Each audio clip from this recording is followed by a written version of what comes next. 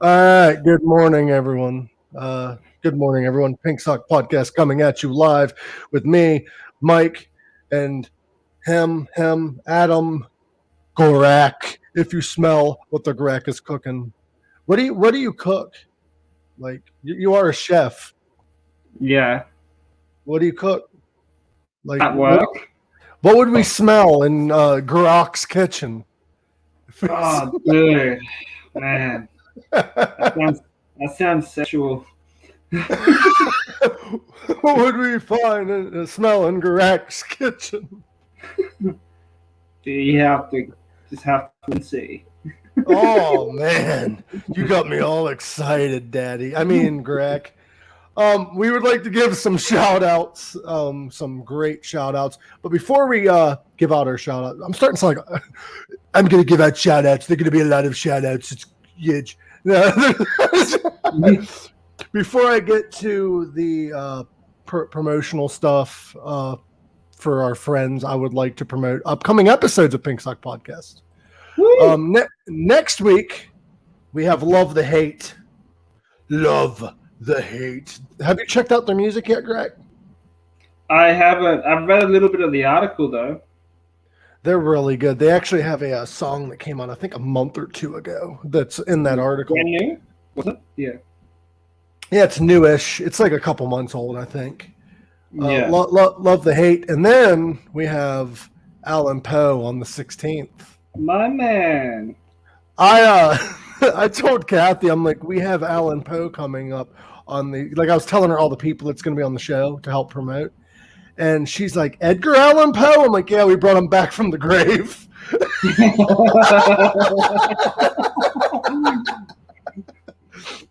And then, of course, we have Uncle Jeff coming back to the show to tell us his experiences with Wasp and Motley Crue with a new edition of Tower Stories with Jeff Towers. And then we have Eric 13 of Sex Slaves and Combi Christ. I can't And really he can pull off the Australian accent very well. He can do an Australian accent? Yeah, it's fucking hilarious though.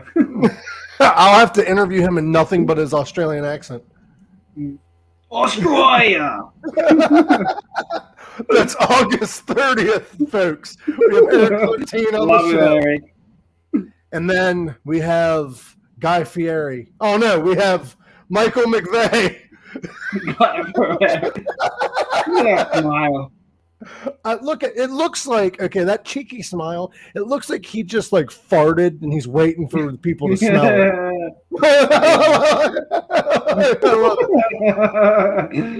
we love you, McVeigh. We're going to have him on the show. Oops, I farted again.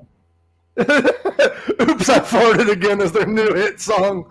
No, he has a new band, I think. I'm going to have to, we're going to have to talk to him about that. Okay. Yeah, I think I might have seen something posted up on his Instagram. Because the band he was previously in, I don't know if he wants to discuss it or not, but the band he was previously in had some issues. They had some issues, and I think he left or whatever. Hello, everyone. Hi, Rock and Roll Podcast. Guys, go to Rock and Roll Podcast's official Facebook page. They have, he has a couple episodes with me on it. Being crazy like usual, and we recently ranked me on it when I ranked Kill 'Em All number 4.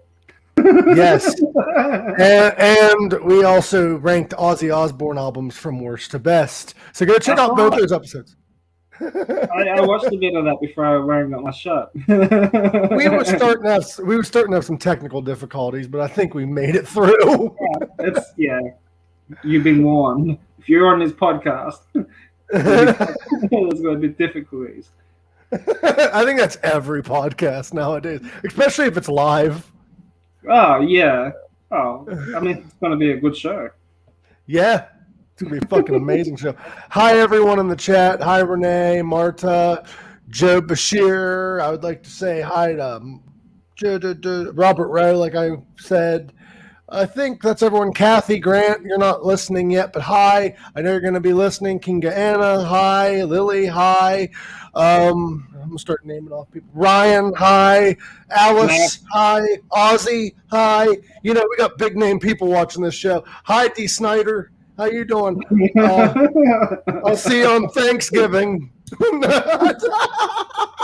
It's just a name dropping people I don't actually know. Hi, Kermit the Frog. I know you watch this show. No. But we have a few shows that we would like to promote. First off, we have Reignite with Kathy Grant. Our former producer has her own show. She recently interviewed Marco. I think it was yesterday or the day before. I forget. It was yesterday. My days are all mixed up. My days are either going too slow or too fast. But we have Reignite with Kathy Grant. She interviewed Marco. Incredible interview. And you get to find out whether or not he likes Jaffa cakes because it is Kathy Grant. I think there's going to be another Addams Family movie coming out soon too, I believe. Yeah, and he's playing Uncle Fester. Yeah. I'm not sure if Kathy wants me to promote this yet, so she does have a new guest announced. I will talk to her. I messaged her today. She has not replied yet, I don't think. I will check. Here we go. We are ready to announce Reignite's next guest on this show. Reignite's next guest.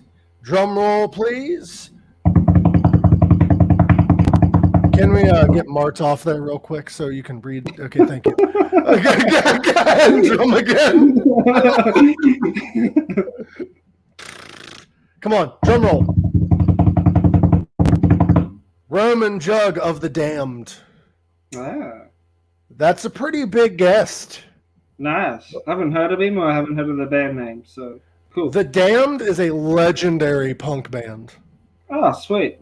Yeah. Like they are fucking legends. Like, think of in America or even Australia, think of like the Ramones or the Sex Pistols. Yeah.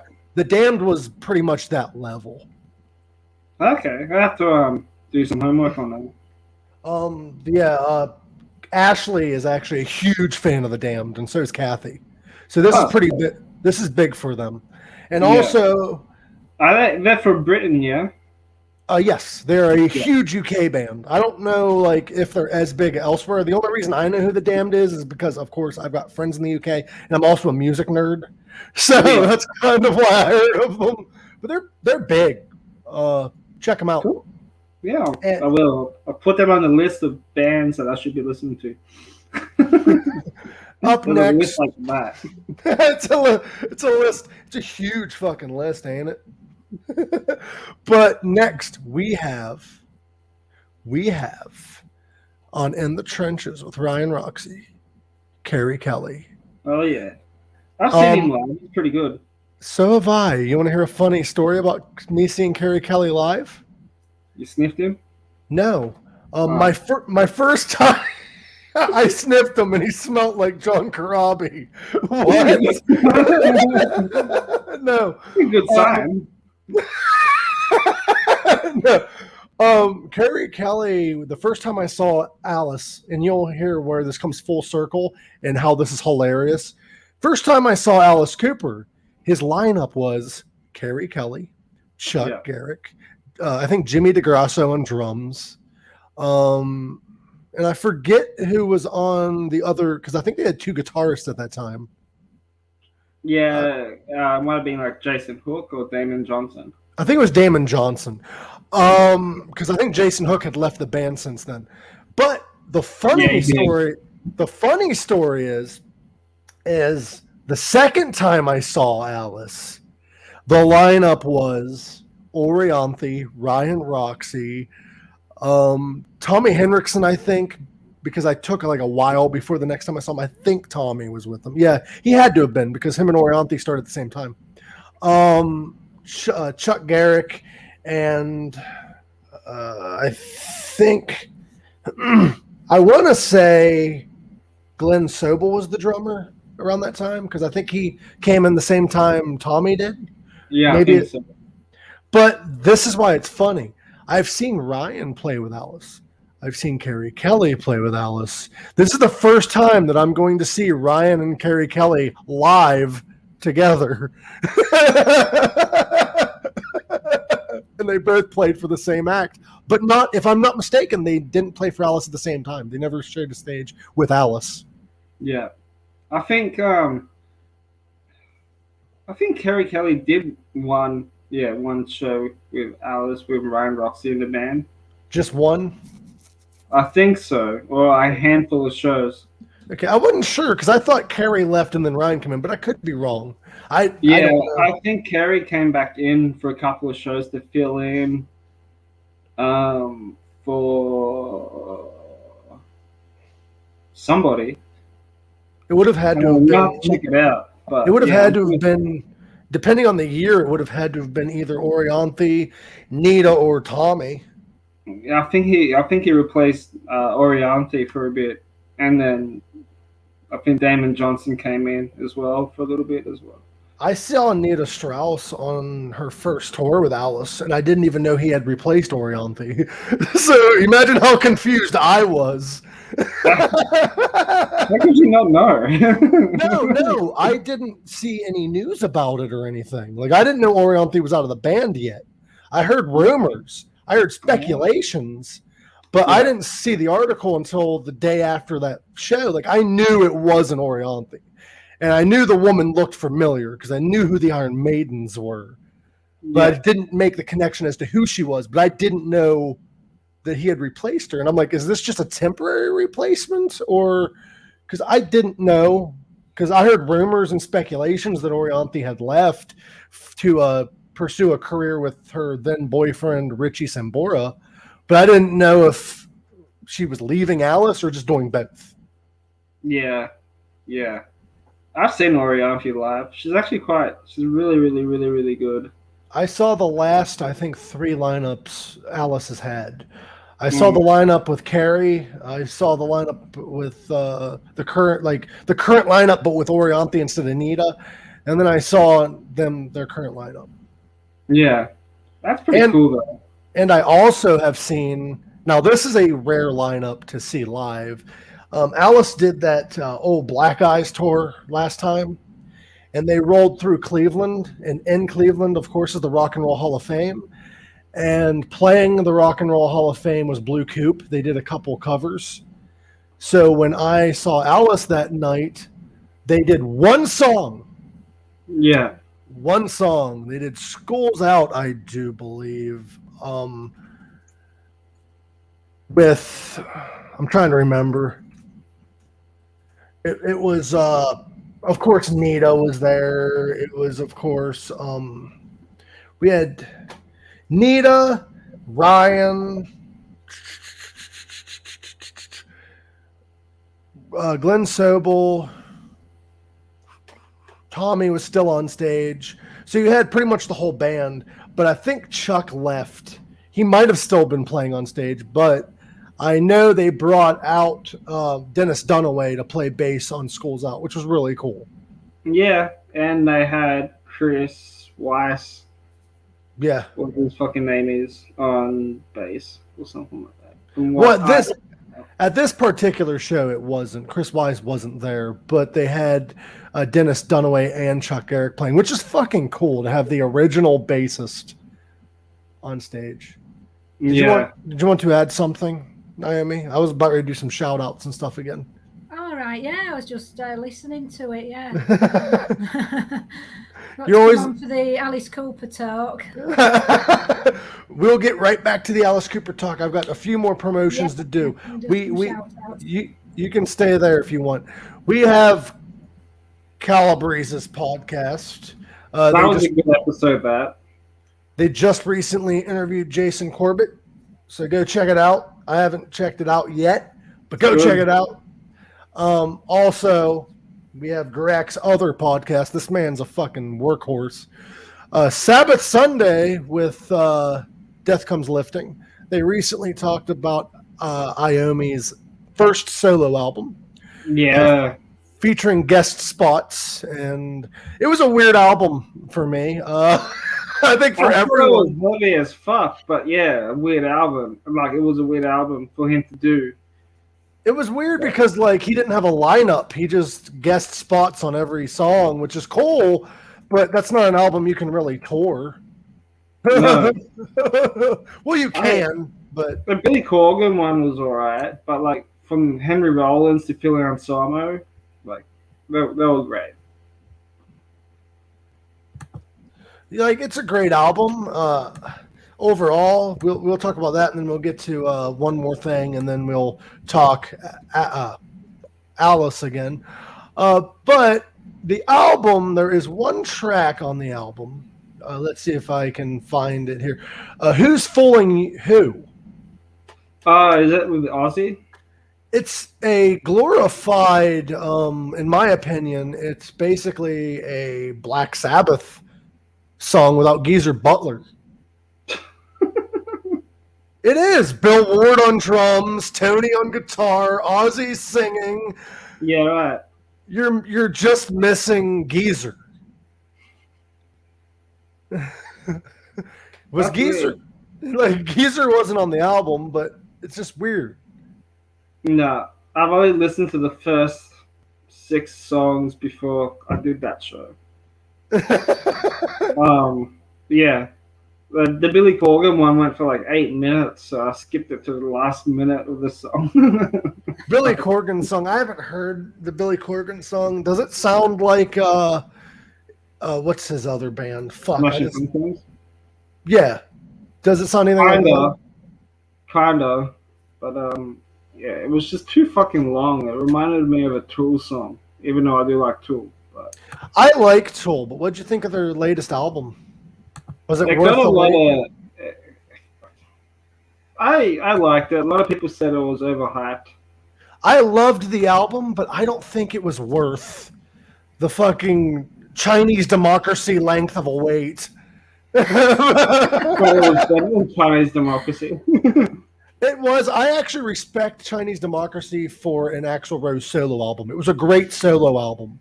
I don't see it as, and you know what's kind of weird is Slash, when he returned to the band, when they did that little tour that was kind of announced last minute, they was doing songs off Chinese democracy still live with Slash. I went and saw them when they did that reunion tour in 2000 and something. I think it was 18. I think it was.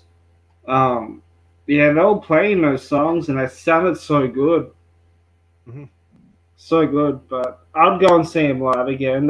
I think they are coming back in November this year. Cool. But the way how this shit's going, it could be pushed back. Who knows? I would like to cut you off just for a second because there's one more thing. There's just one more thing because there's a lot of things. I get caught in conversation, but there's a lot of things I'd like to cover and like help people out because I'm here to try to help people. I want to help you guys overcome your anxiety, help myself overcome my anxiety, and help give back. So we do have a former guest who is currently battling cancer, Lynn Ruth Miller, and she needs our help, affording, of course, her treatments and just positive vibes and everything. Please donate to Lynn Ruth Miller's fundraiser. Any little amount of money counts. Every little amount of money counts. The fundraiser link is in the chat. I don't know why it didn't space out. I spaced it, but it's in the chat again right here. It's a lot to type in, but it's in the chat, I promise you. But yes, I love Lynn, and I talked to her yesterday on Facebook Messenger. She said she's getting there. She's still struggling a little bit, but she's still in positive vibes, it seems. So I'm glad to hear that. But yeah, please donate to Lynn Ruth Miller's fund. She has, I don't know the cancer off the top of my head. I think it's like esophageal or something to do with the esophagus.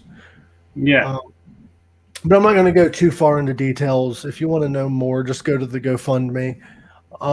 It's not my place to really say all this stuff because I'm not family. I'm just here to help spread the word and help her out. So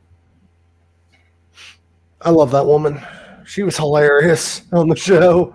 Oh, she was great. Once she gets better, I'm bringing her back on. It was first show that I was on doing the chat. Great. What a great way to do your first show. Yeah. Very first show. You have a 90-year-old comedian talking about how she wants to run against Donald Trump because he can't grab her by the pussy because it drags on the floor. Remember my debut show? Yes. Oh, you weren't there. It's like, where's Garak? Yeah. Look, this is a great first show. Slept for my alarm. Oops.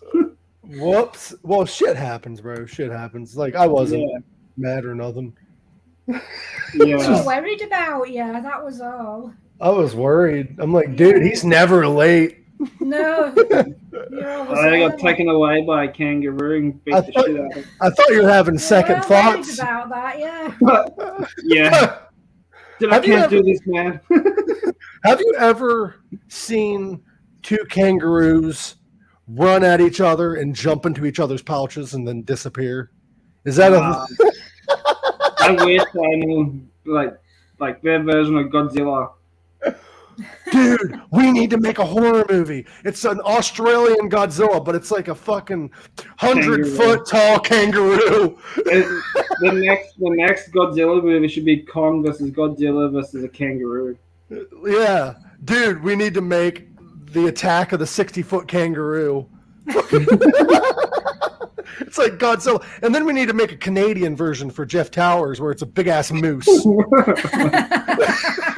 makes an appearance as a cameo. Have moose versus kangaroo. Who do you think would win in a fight between a moose and a kangaroo? Going for a kangaroo, man. Yeah, kangaroo. Kangaroo just fucking punch him in the face. That reminds me of that video that I sent you last week of the kangaroo getting punched in the face by the guy. I watched that video 7 times and still pissed myself laughing. But he had his dog in a headlock. This guy, okay, Naomi, I don't know if you've seen this video. I've not seen it. I want to know how to see it. We should For people- put it up.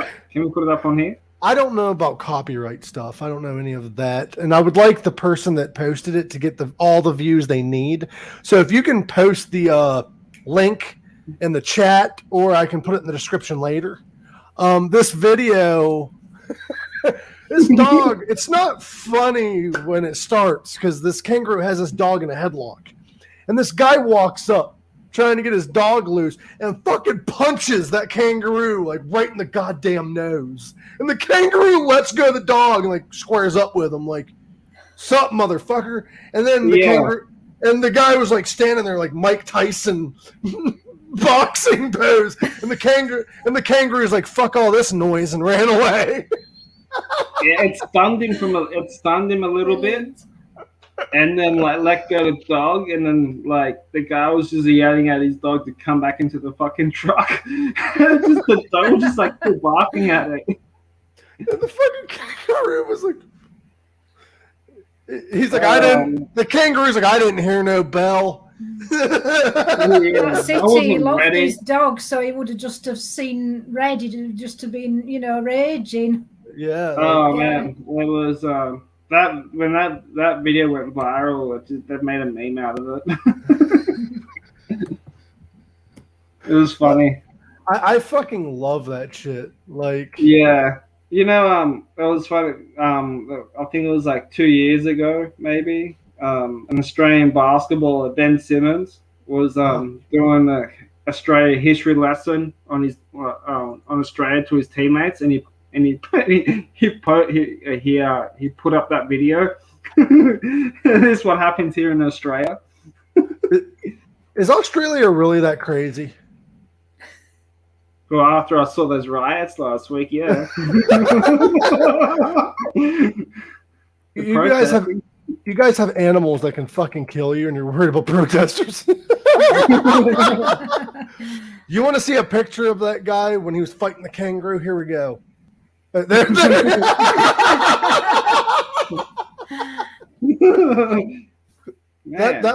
looks like somebody's uncle after a few drinks. Yeah. So, did you know that there's people out there? I know we said we're going to talk about Alice, but there's a lot of things in our description that we're going to cover because so many weeks I write down things that we're going to talk about and I completely forget.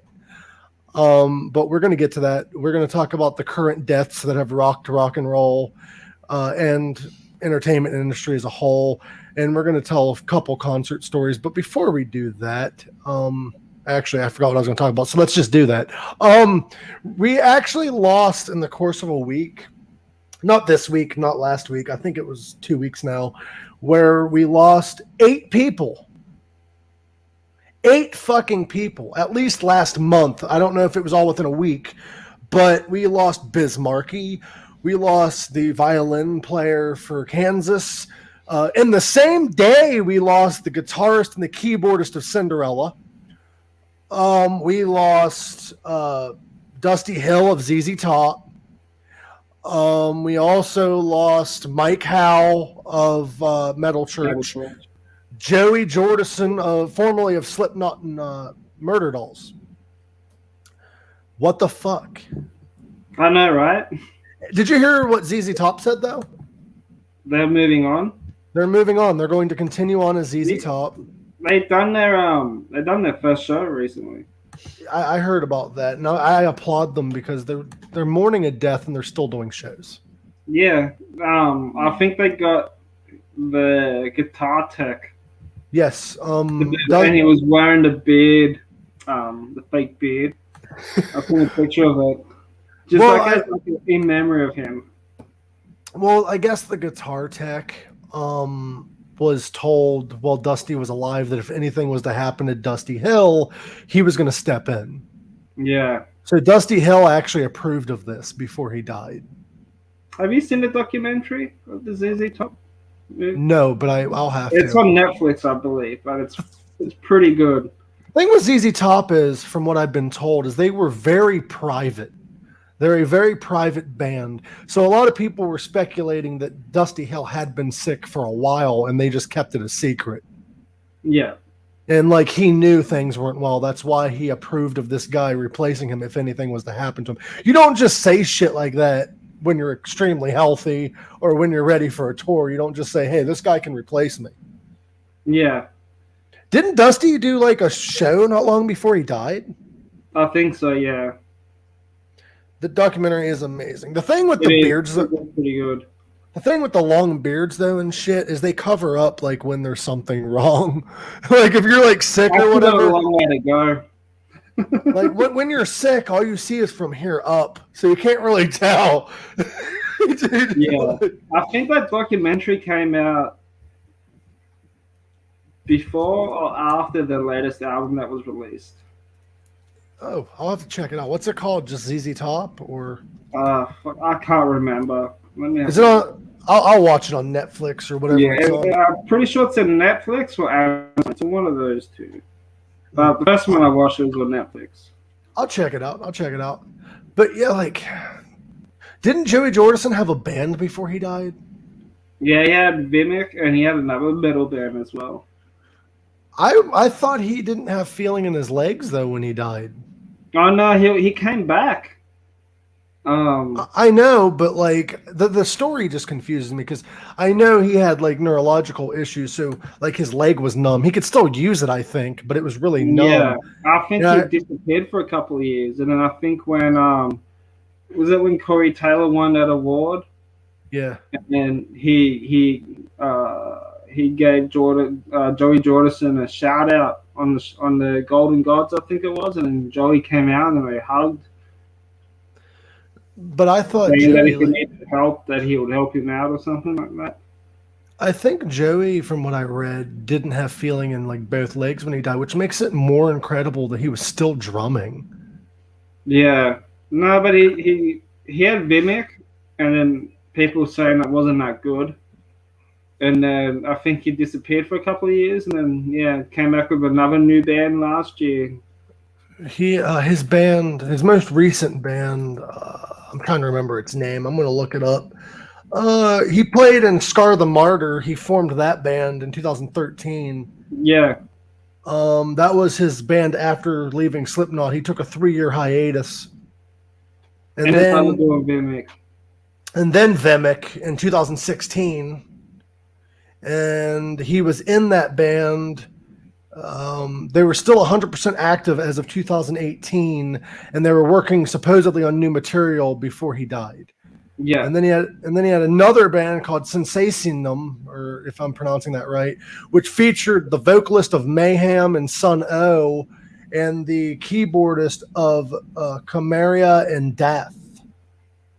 And it also featured the bassist of Dragon Force on guitar. Oh, nice.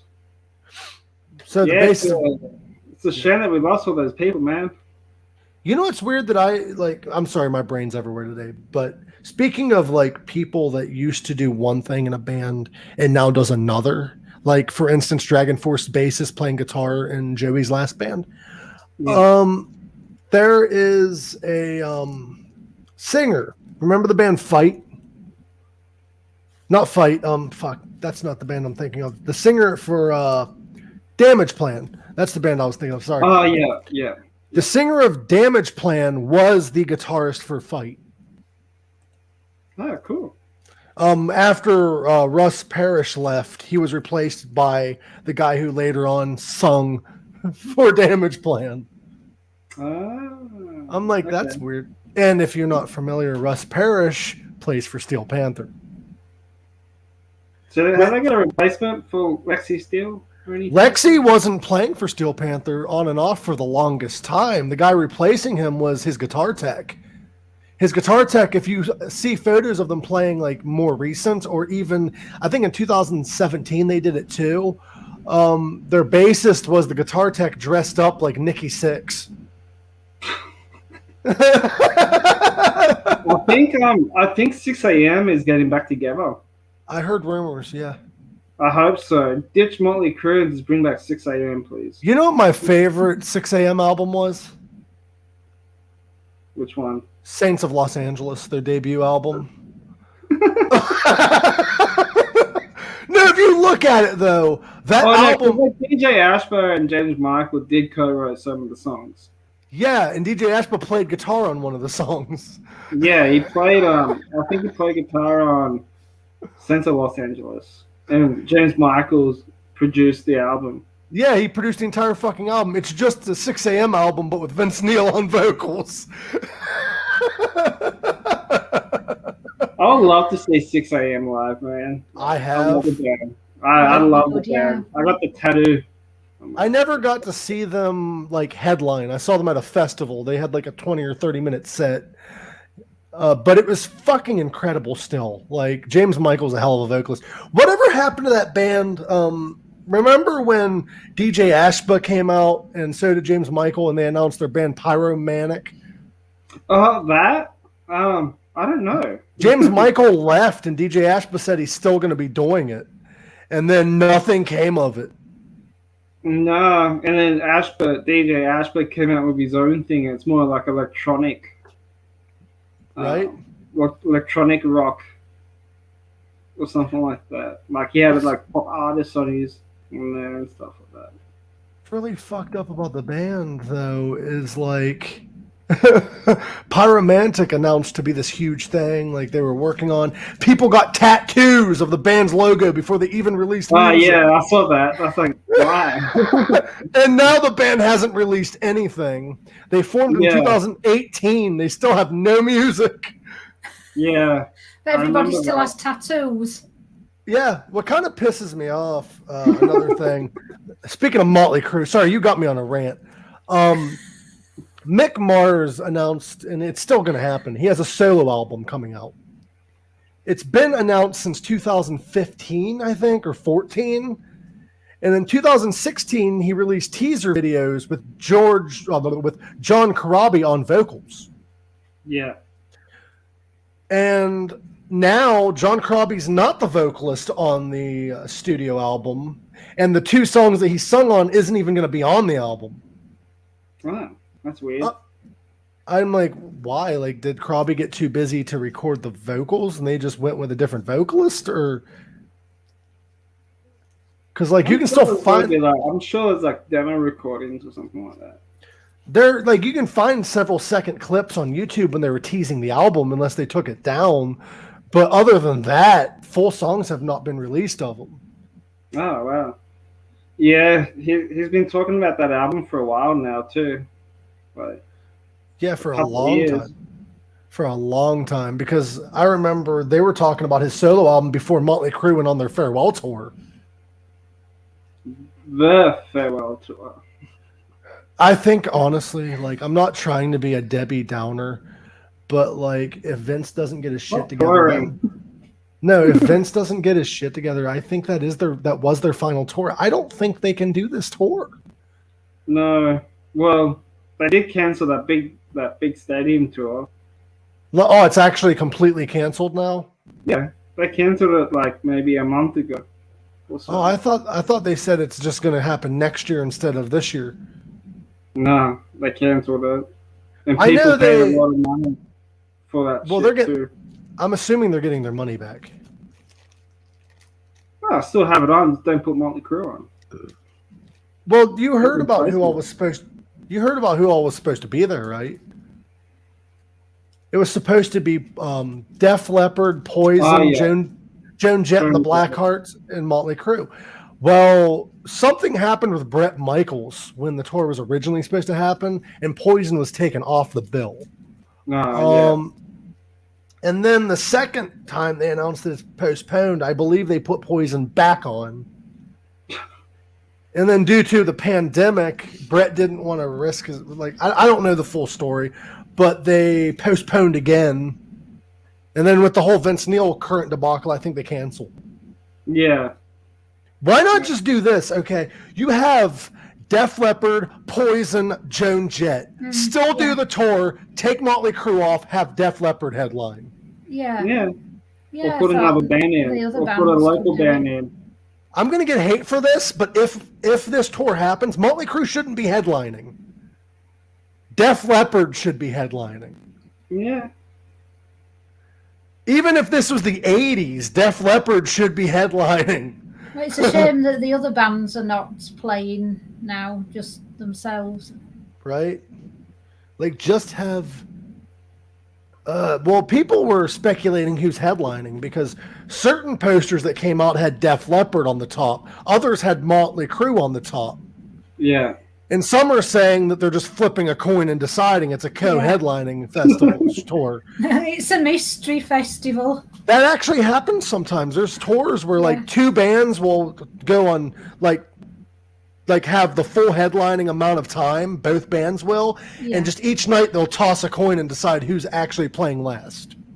Yeah, because their sets are the same length. They have the same amount of songs. It's just one person's last and one person's not. To go back on the Joey Jordison thing, have you seen Joey Jordison live? Let me think of all the bands that I've seen and bring it down.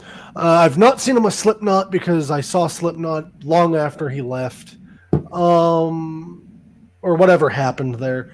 I saw Wednesday 13, quite a few times, but I don't think Joey did any guest spots live. I'm trying to go down through all the bands that he was in. I've not seen Vimic live. I've not seen his last band live. I don't think I have. Yeah. I don't think. I have twice. With Rob Zombie and Murder Dolls. No, Rob Zombie and Slipknot. Oh, yeah, that's right. The second time when I saw them was with him, when he was playing for Slipknot, and it was just like a minute. And I think they were playing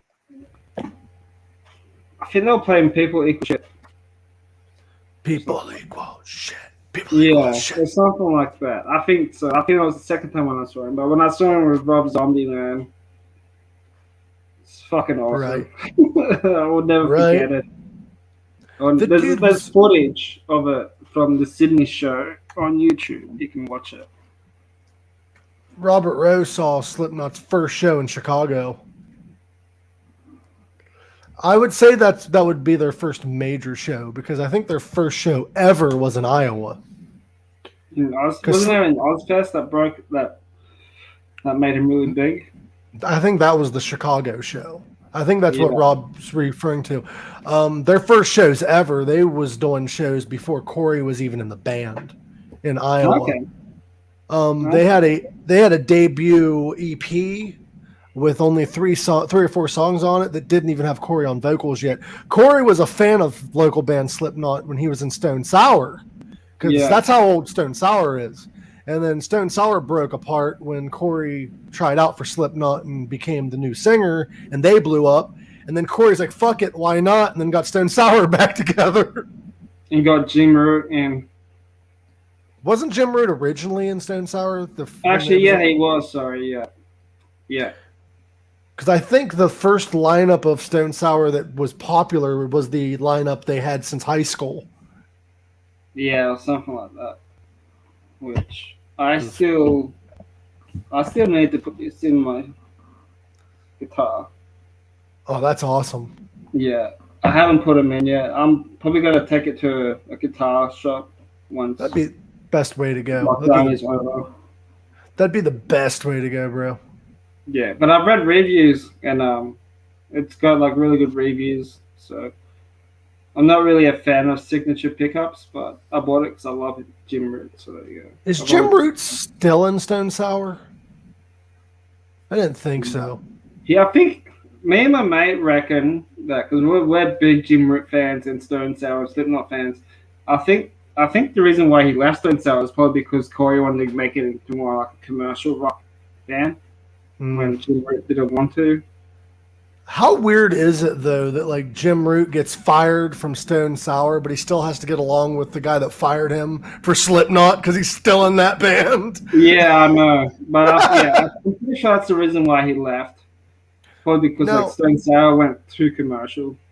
I don't know if this is true or not, but I read somewhere that Joey Jordison was fired from Slipknot via singing telegram. He said he wasn't fired. He was, but without no reason. Well, it was rumored that that's because of his health problem started, but... And he was saying that he wasn't on drugs or anything like that. I forget who it was then, because somebody was... Oh, okay. It's former Jim Root's allegations yesterday. I'm just reading an article from Metal Sucks. Following Jim Root's allegations yesterday that Stone Sour fired him by phone, former Slipknot drummer Joey Jordison has now revealed an even more shocking tale of woe. He claims that the Knot told him he was out of the band via a singing telegram. Who, Joey? Joey said that in an interview. Yeah. That he was fired via singing telegram. Yeah. There was no meeting, apparently, to what I've read. That's fucked up. Yeah, that's pretty shit. So I don't know what happened there. Well, the thing is, I'm not going to blame anyone in the band. I'm not going to throw shade to anyone because I love that band. And Corey's a great guy. I think it was a management decision. Maybe. Yeah. Because there's a lot. Replaced him temporarily, like, until he got him better. The thing is with bands, especially ones with like 497 active members, when you have like 9 members, whatever, there's a lot of politics that is even beyond the band because they signed contracts. And I'm sure the firing had nothing to do with personal shit. It was shitty the way they did it. Yeah. But I think management might have told them you got to get rid of him as soon as possible because you got a tour coming up. Yeah. And he can't play. They should have just gone a replacement for now until he got better and then put him back on. They should have. Like, it's awful. Like, it's hard to, like, say one way or another because we weren't there. Yeah. We weren't there. We're not members of Slipknot. Well, I'm from the future, so if I had this shit mouth and nose. Then I should have went back in time. To me, it's really weird though because when the band first started, they like had numbers like 0 through 9. Yeah. They still go by the numbers, but like only the original like first album members go by the numbers. Their 2 replacement members don't have any numbers. I think they should have stuck with that. Just been like, you're number 10 and you're 11 and just yeah. Oh, who's the other dude? Tortilla Man? the bassist? No. He's the drummer. Is it Chris Fran or whatever his fucking name is from Slipknot got fired? Yeah, and he left, and then they got another guy, and his name they call him the Tortilla Man. Oh yeah, his identity's withheld. He started in 2019. I forgot about him. So there's 3 members that don't have numbers. Yeah. Which is kind of, I think it'd be kind of cool if they still went with that. Like, you're number 10, 11, blah, blah, blah, blah, blah. See how many members they can go through. Yeah. Honestly, I thought Jay Weinberg, the drummer now, I think he's doing a great job for the band. He is. I've seen them live with him, and he's an incredible drummer. Yeah. Like, I said this to my friend as well. The last 2 Slipknot albums that he released, is a completely different drumming style to what Joey Jordison's doing. Like Joey was about blast beats and but Jay Weinberg is different, and that's what makes those last 2 albums great. He can also pull it off though live when he needs to. That's the cool part. He brings a whole new feel to Slipknot, but not enough that it's not Slipknot anymore. It's still Slipknot. And the thing is people complain, they're like, Slipknot's not as heavy as it once was. You do that vocal style for fucking like 20 some years, and you tell me how you're doing. You gotta have a neck like that. Yeah. Isn't Corey Taylor the guy, the singer that was headbanging so hard at a show he like broke his neck or some shit? Oh really? I think I heard he had like neck surgery. Yeah, because he headbanged so hard at a concert, I think, is what the issue was. It's not good for your neck. I saw an interview with Corey one time. Remember the original Corey Taylor mask? It probably smelled awful when he was done with it, but that last Corey mask, the first one that had the dreads. Yeah. Do you know why he changed masks other than the smell? He changed the masks to get rid of the dreads because one night he was headbanging and the dreads hit his eye and tore his cornea out. Oh shit! Yeah, he fucking his mask that he has recently, like, just freaks me out a bit. What, the milk jug fucking mask? Yeah, it looks like he's that just looks so fucked up. My favorite mask of his, a more recent mask, was the one he had before that, where like he could rip the mouth off. Yeah, but it's kind of funny how Mick Thompson and Jim Root's mask still looks the same for the last 20-something years. Jim Root's has changed a little bit. But it still has that same identity thing. Yeah, it has the same identity, but he cut a mouth hole out so his beard can come out of it. What a sexy beard, man. I just want to stroke it. And his hair. Dude, his hair. Oh, bro, I just want to... Wish I had hair. Anyway. For the longest time, though, before he was fired from the band, Chris Finn had the same exact mask, too. Yeah. Clown. He changes up sometimes. He changes up sometimes. Yeah. But still, I love the band. But the last 2 Slipknot albums, man, for me, were fucking great. So The Great Chapter was good. You do know where the original Slipknot masks came from, right? Movies? No. They're bondage gimp masks. Oh, really? I feel like Mick Thompson's one came from the movie, from like The Sinister and stuff like that.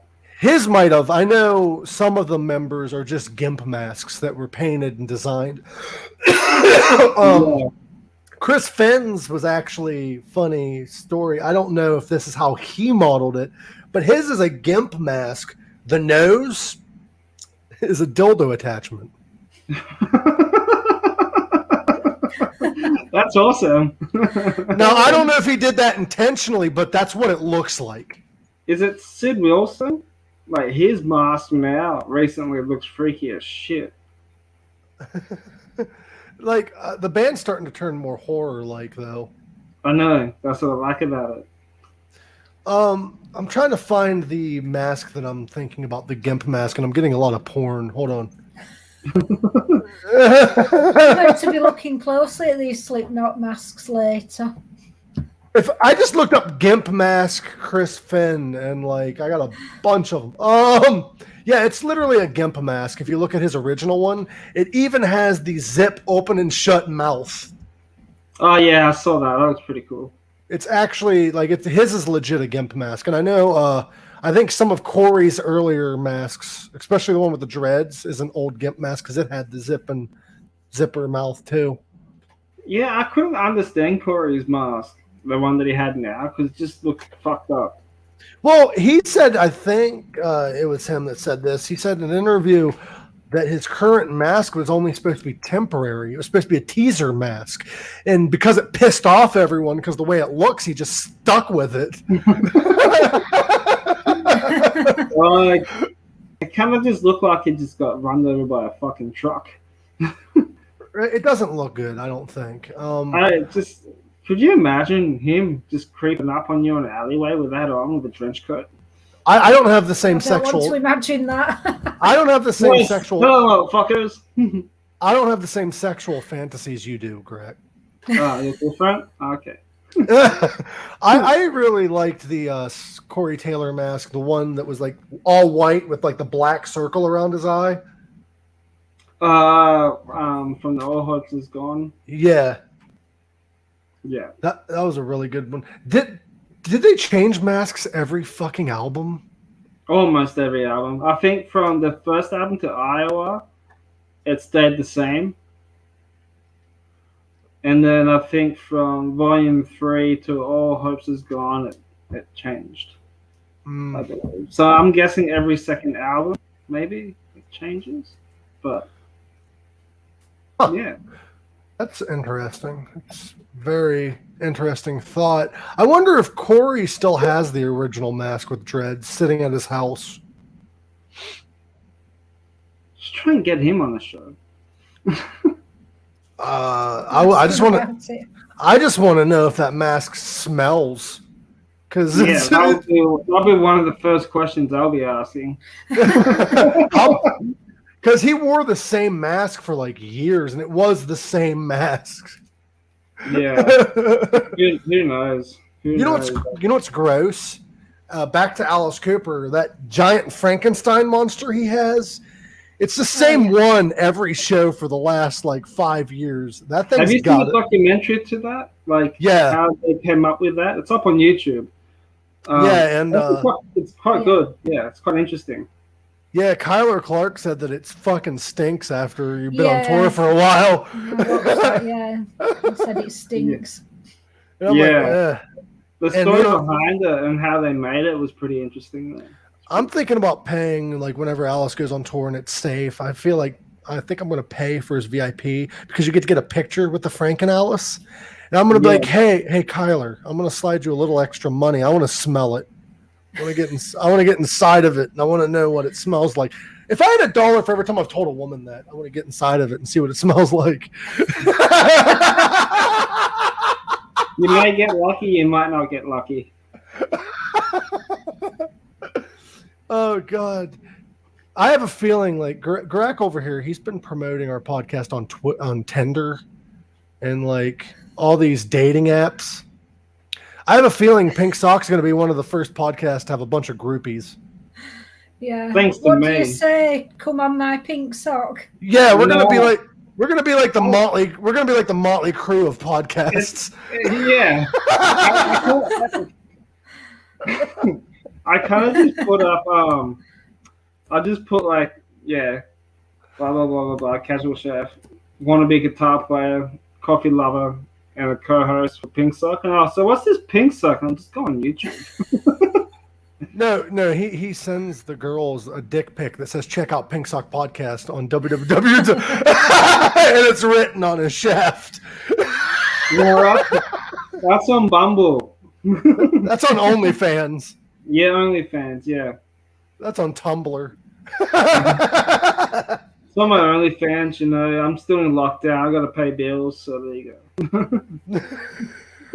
See, I know a lot of people that have started an OnlyFans, and I think it's cool. Like, I'm also the same guy. I believe in legalizing prostitution. I'm all for sex workers. I mean, sexuality and sex is natural. That's how you create fucking people. It's also how you, like, abort people. But that's besides the point. That's a different topic.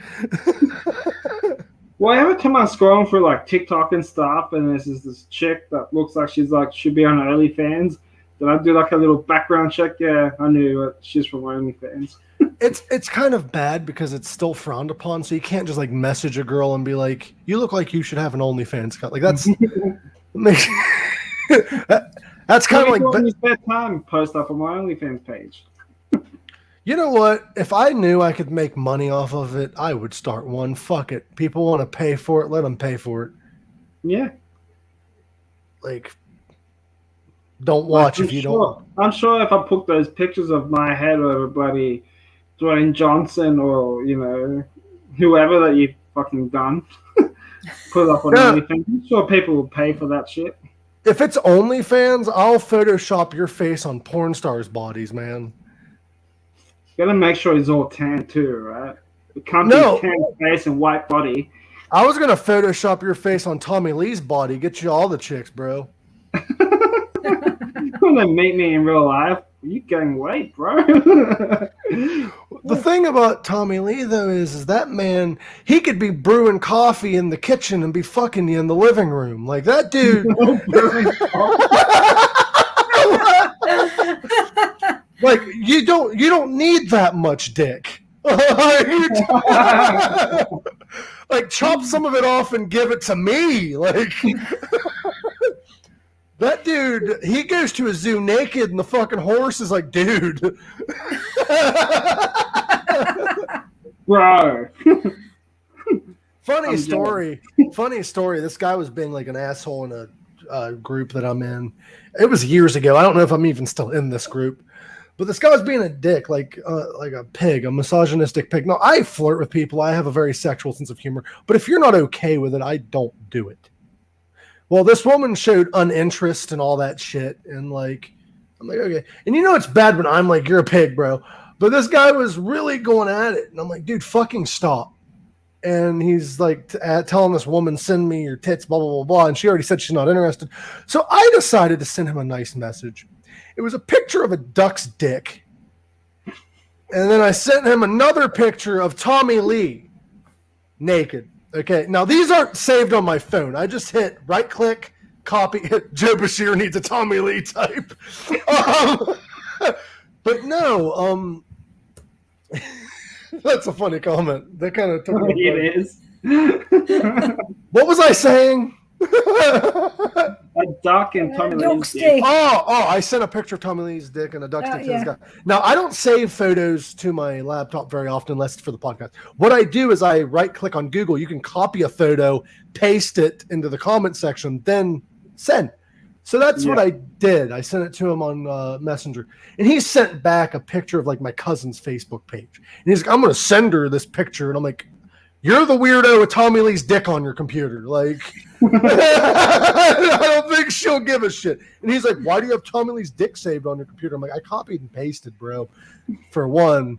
For two, you like it enough that you had to save it on your computer and then try to send it to my cousin to incriminate me. It's not my dick, dude. Not even close. I would not send a picture of my actual dick to a stranger unless they asked. You gotta get consent. You gotta write a contract out now. Like, fuck. I don't know how people in the bondage. Fucking Tommy Lee, man. He's a hell of a drummer, but fuck, when you have a third leg, you can play drums. That's true.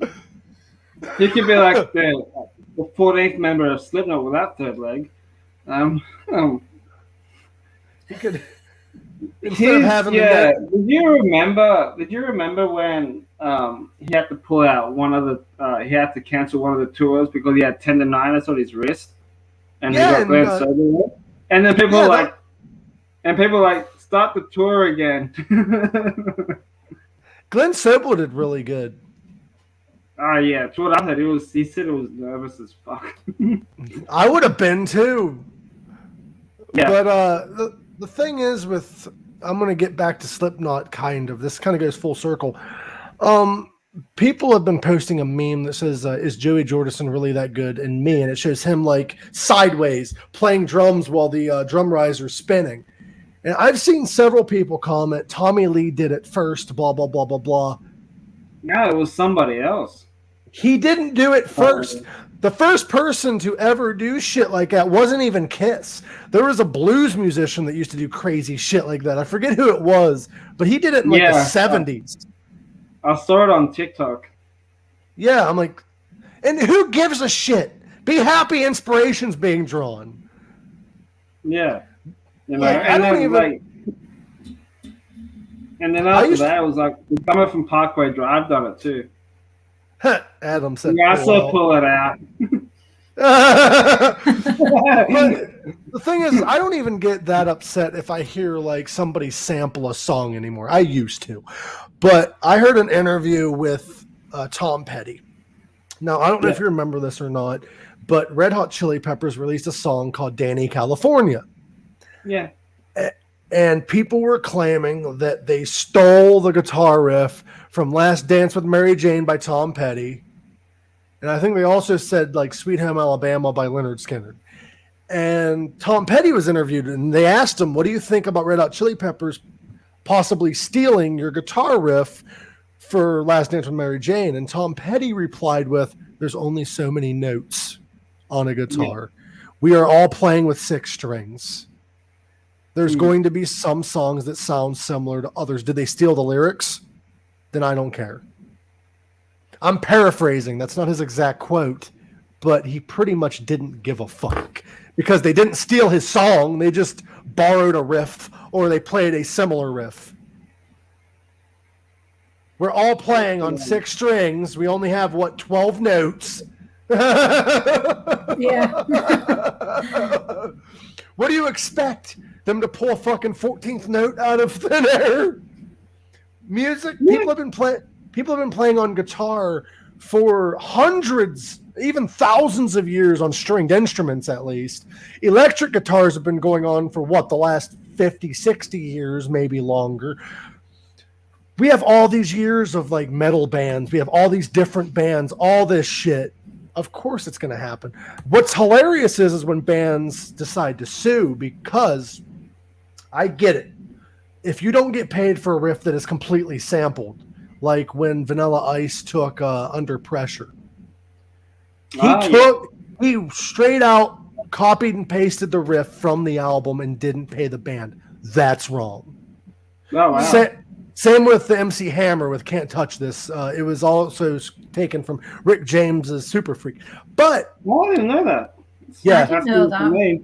Think about it. Bum, bum, bum, bum, bum, bum, bum, bum, bum. When they turn 14, I'll be waiting. With incense, wine, and candles. Yeah, I'm a super freak. Bum, bum, bum, bum, bum, bum. Can't touch this. Same exact guitar beat. But that makes sense. There was a band that I forget what song, but Green Day did a song, and it was a clusterfuck in court because there was a band from the 1970s that decided to sue Green Day because the guitar riff was exactly note for note their song. But it was a very simple song. It was only 4 notes, the whole goddamn song. What was it? I forget which one off the top of my head. When I Come Around, because I'm pretty sure that has all the 4 same notes. Are we just going to name every Green Day song? Because most of them have the same. Yeah, they're mostly the same notes. But they brought this band sued from the 70s. Here's where the clusterfuck comes in. Because a band from the 60s caught wind of this, and they had a song that sounded exactly the same. So they sued the band that was suing Green Day. And then another band from the 60s came out of the woodwork, and they're like, hey, our song came out 2 days before yours or some shit like that. And it sounds similar, so we're going to sue the band that's suing Green Day. That escalated quickly then. So they all settled outside the court and said, "Fuck this lawsuit." Yeah, exactly. That's like a big lawsuit with all those bands. You want to know what else is fucked up? Green Day. What else is fucked up is John Fogerty. You might recognize that name. He played for Creedence Clearwater Revival. He was the main songwriter and singer of CCR. This is important because the lawsuit I'm going to mention. John Fogerty released a solo album, and the band CCR sued him. He went to court with an acoustic guitar and played both songs in question in court. They are completely different instrumentally. Their argument was that he sung the same on both albums, on both songs. John Fogerty said, "Okay, let me say something." Now, this is paraphrasing. This isn't what he actually said, but it's very similar to what he said. He said in court that, Your Honor, I sung on both albums. That's me singing. So do you expect me to not sing like I sing, for one? For two, I wrote both songs. I own the rights to both songs. So I am suing myself in court.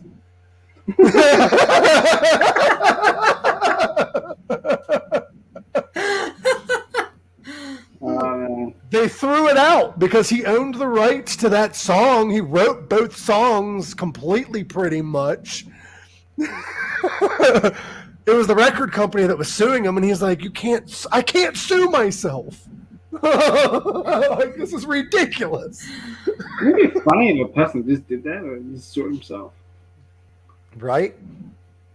I want to sue myself. You know, it's really weird. We've mentioned this guy on the show several times. Gigi Allen. Do you know what his birth name was? No. Jesus Christ Allen. That was his full birth. Now, I think it would have been more fucked up and hilarious if he continued doing the crazy shit he did, but used his birth name. You guys want to go see Jesus Christ and the Murder Junkies? He could call his band name that. Yeah, just keep his birth name. You want to go see Jesus Christ Allen and the Murder Junkies? He's throwing shit at people. What? Throwing shit at people. Oh, man. That guy was in a mess. He was a fucking disaster. But could you imagine if he died the way he wanted to? Do you know how he wanted to die? No. Do I want to know? He was interviewed by Howard Stern, and he was talking about it.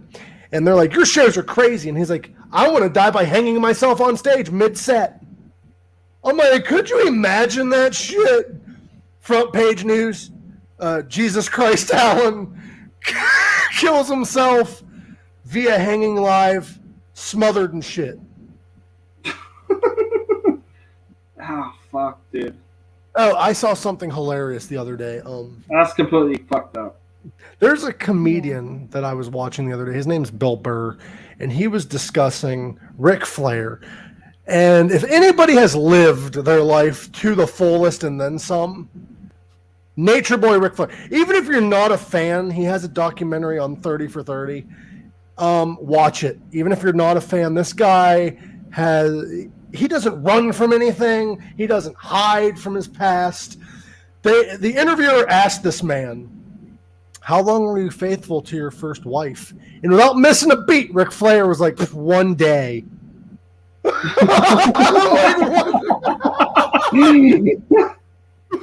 What? And then it cuts. He was talking about it, and he's like, yeah, the first day I was married to her, I was hanging out with her and the wife. I was hanging out with the wife, the kids, and I got bored as fuck, so I went back on tour.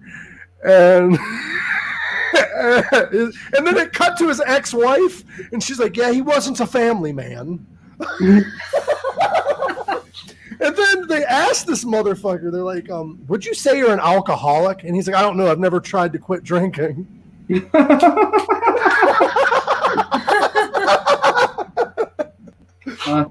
Flair. He told this hilarious fucking story about how he woke up one morning, okay, and he had a woman he's never met before that he remembers to the right of him and to the left. Now, this is funny because he calls groupies, like wrestling groupies, aliens, because he don't know where they came from, who they are. So he was like, I had an alien to the right of me and an alien to the left. And I looked down, and my $10,000 Rolex was gone. And he was like, I was freaking out. So I woke the girls up because the way Ric Flair would flirt is he'd go into a bar, sit down, roll down his sleeve so you can see the rings and the Rolex. Well, yeah, he's an asshole. I know. He's one of them guys. But he woke up and he's like, my Rolex is gone. He's like, I have a flight to go back home to my wife, by the way, in 2 or 3 hours. So he's like, I woke up panicking. And I'm like, what happened to my fucking Rolex? And the girls are like, you don't remember? He's like, no. They're like, you got drunk at the restaurant we were at last night, and you took your Rolex off in full Ric Flair promo fashion, and you said, I have 11 of these fuckers at home, and threw it in your spaghetti.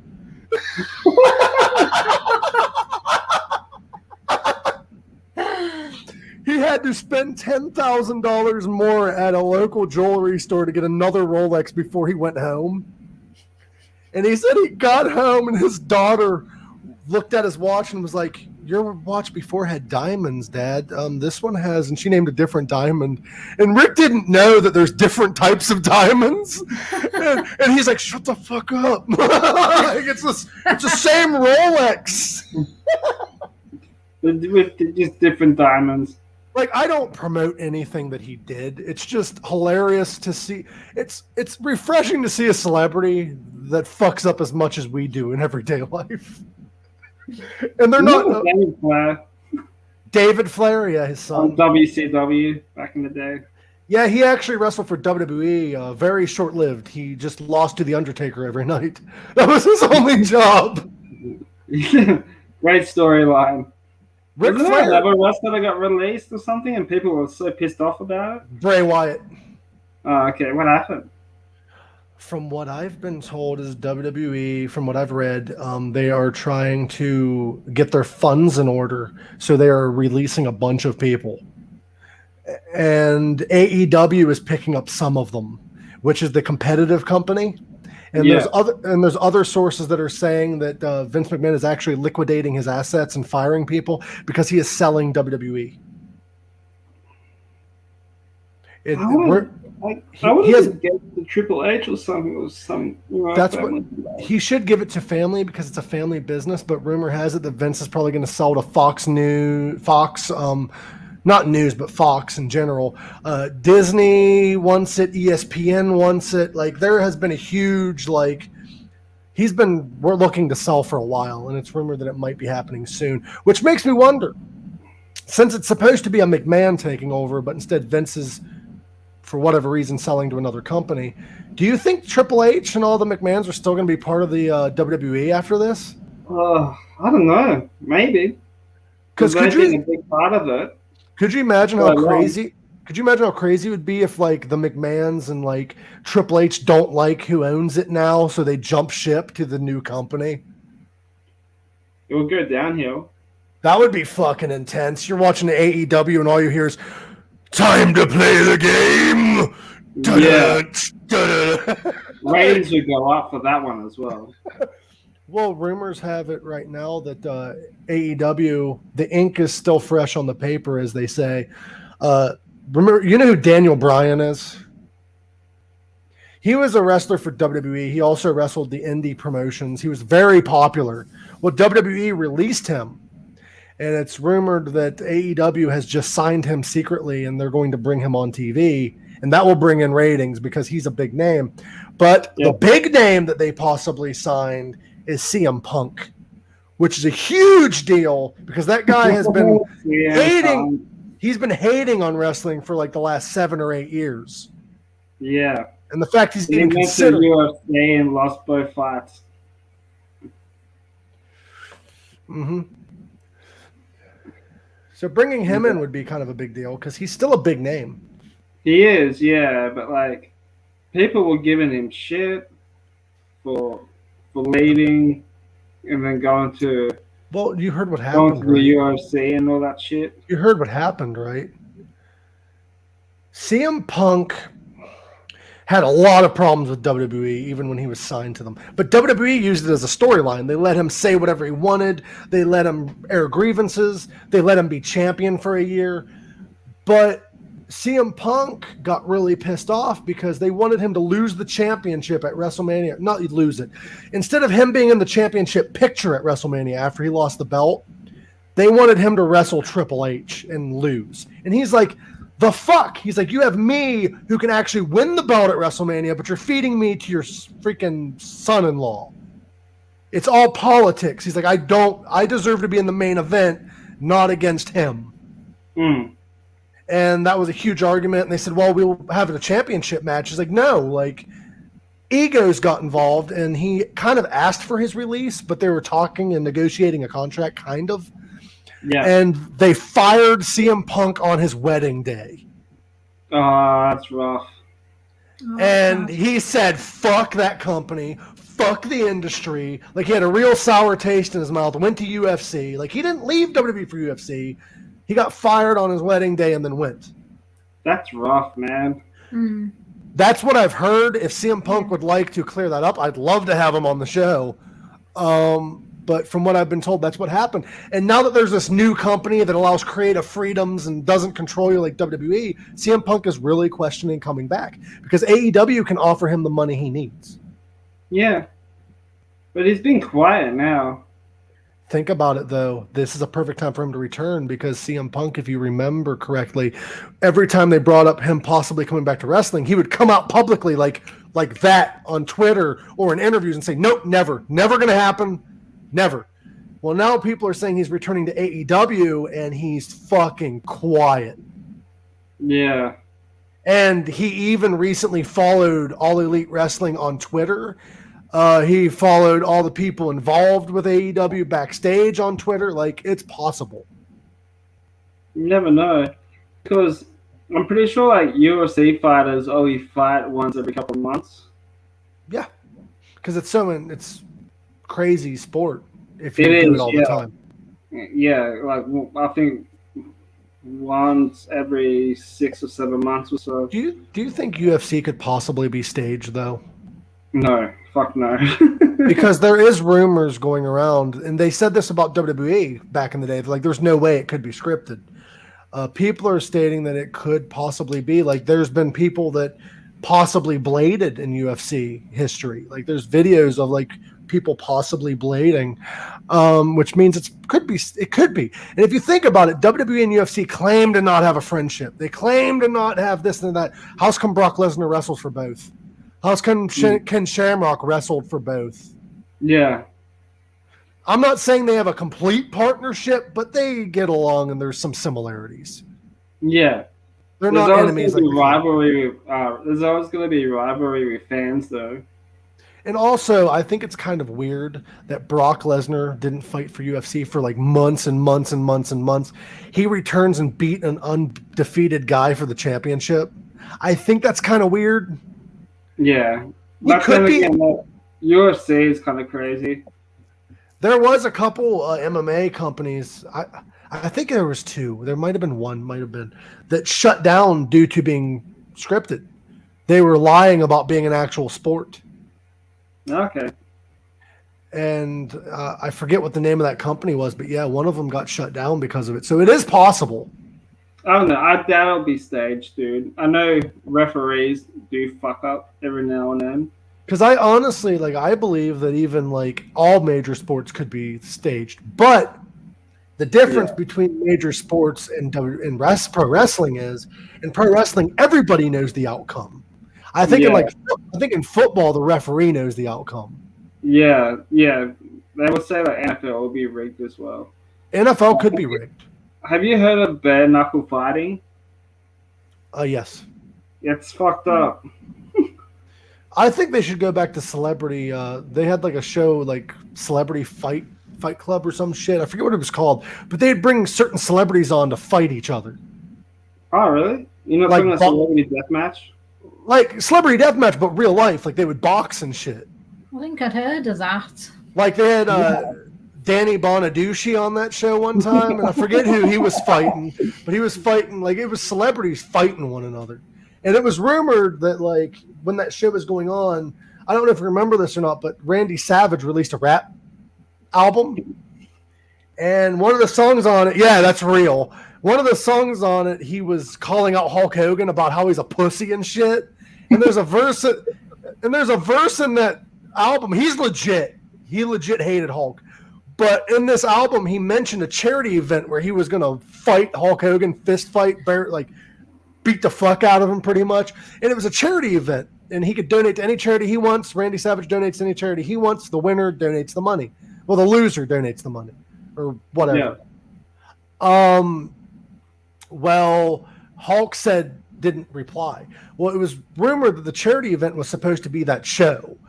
Could you imagine on fucking live on fucking Celebrity Fight, you have Hulk Hogan versus Randy Savage in a boxing match? Fucking, I could imagine Randy coming out and be like, "I've got you for 3 minutes." Like Bonesaw. I remember Hulk Hogan and was it Rocky? He was in Rocky 2 or something like that. That was, I think wasn't he in Rocky 1? No, that was the Russian one. One of the Rocky movies. It was for to promote WrestleMania, is why he appeared in it. Yeah, but I think it was the first Rocky, and I think that's when Rocky had his first boxing match or whatever it was. You know what people don't think about? Hulk Hogan, when you think Hulk, yeah, you think a big guy. But I think people underestimate how fucking big he is. Because he was in the ring with people about his size. This dude was nearly, like, he was 6'6", I think. Like 6'6", 400 and something pounds of pure muscle at the time. I'm like, what the fuck? That's a big guy. His arm, he was on Johnny Carson one time, and his arm was the size of Johnny Carson.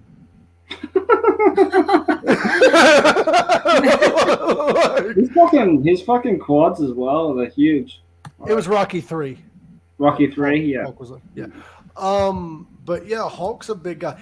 But you know who else is a really big guy that gets underestimated because he's like agile as fuck? The Undertaker. Yeah. He's 7 foot fucking tall. He's the same height as Andre the Giant. Yeah. And what kind of a scary thought, though, is he's 7 foot tall, as we established. But there's a motherfucking guy that he wrestled one time. I'm going to see if I can find a really good height comparison before I do this. He wrestled this guy. His name is Giant Gonzalez. Yeah. This man is fucking huge. All right. Giant Gonzalez is... The match was boring because of... When you're that big, you can't move that good. You're not going to be like jumping over the fucking ropes at people and like running like a mad. Could you imagine how terrifying that would be? And the reason why it's terrifying is because, like, look at this shit. Hold on. I'm going to see if I can get the picture up. What did I save it under? There it is. For this show, I have to save photos, and it's just so hard. All right. Keep in mind, both men are still on their feet. His knees aren't bent in this photo at all. You can find another photo. I just can't find the one I'm looking for. What the fuck is that guy wearing? I was wondering that.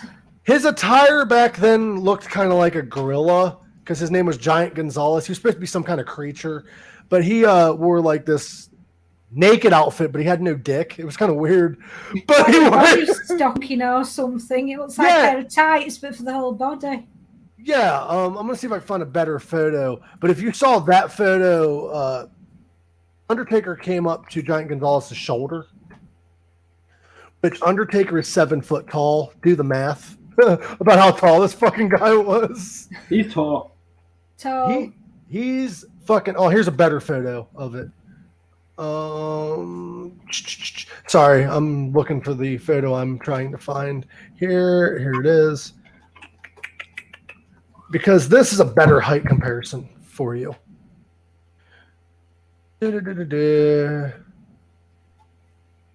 Holy shit. Undertaker is 7 foot fucking tall. Okay, Giant Gonzalez, he didn't wear You know, back in the day, people would wear like platform shoes or whatever to make themselves taller. He didn't do that. He wore like up to his pecs. He wore like tennis shoes or some shit. This dude was 8 foot fucking tall. I think there should be a height limit in pro wrestling because you're not going to have people like Rey Mysterio beating the crap out of the Big Show, which he has done many times in his career. Yeah. We lost some listeners because we're talking wrestling. I know. Either that or we're going too long. I don't fucking know. But I don't know. It's almost 4:30 here. I'm gonna probably call this one quits because we got to get ready. We got to get ready for next week because we have Love the Hate next week. Love the Hate. I kind of want to Photoshop our faces on all the people. Like, I'll let Garak have the bearded gentleman on the like not far left, but like right next to him. You know that bearded bald guy. Red beard. Make that Garak. Garak can also be the guy with the red beard. Yep. I'll be the guy right behind him.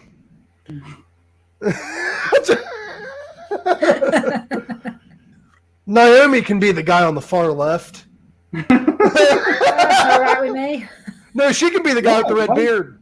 He's rocking a beard and no hair. Look, man, respect for that guy. Like, dude, you need to do that. Yeah, but see, I look like Captain Spaulding. Do it. You should do the full makeup and come on the show. Yeah. Actually, no. Actually, come up with like Kurt Winstein from Crowbar. You do. You know what you kind of look like? You look like the non-racist Filipino version of Philip Anselmo. Actually, I'm actually looking pretty tan. I got some sun today, so. Well, I'm gonna end the show by saying you're a beautiful cunt. I think I'm a beautiful cunt as well. I love you, bro. But guys, next week we have Love the Hate. Then we have Alan Poe on the 16th. And then Jeff Towers is returning. I love that edit, dude. That's fucking. And, look at those pants. Dude, I want those pants. Like, that's actually Blackie Lawless of Wasp, but that's not actually Jeff Towers. I think the whole scene that was really Jeff cool Towers when he well. was 18. Yeah, that was Jeff Towers when he was in Wasp for a short amount of time. Fuck. And we also have Guy Fieri. No, fuck. That's not Guy Fieri.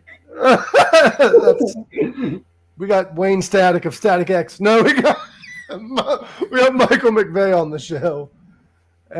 Guys, remember. Well, shit, I tried deleting shit. Don't do that. Remember, live long, rock hard. This was a fun episode. We've got a lot of great guests coming up, and hopefully we don't have more celebrity guests. Not celebrity guests. We don't have any more celebrity deaths coming up. Guests and deaths. Yeah, guests and deaths. That should be the name of a new podcast. Guests and deaths. Yeah. Where did you get the name from? Dead people. We do have a mental health episode coming up. I'm going to tease that right now. It is probably going to be announced for next month. Yeah, it's going to be next month, but it's going to be announced very soon. It's going to be on.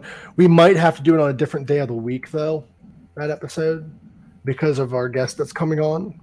I'm going to check my email real quick before we go off the live because I would love to announce it now. But I don't know if she's good to go.